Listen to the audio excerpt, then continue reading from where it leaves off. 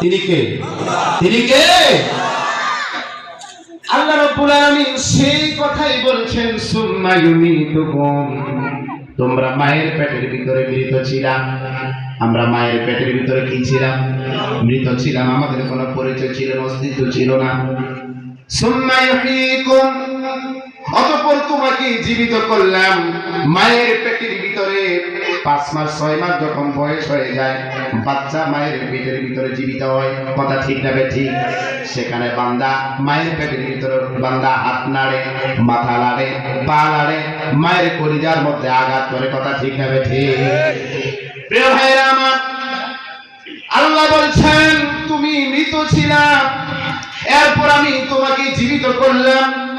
সুম্মা ইলাইনা তুরজাউন, তুমি দুনিয়ায় আসলা, অতঃপর তোমাকে আবার আমি রবের দরবারে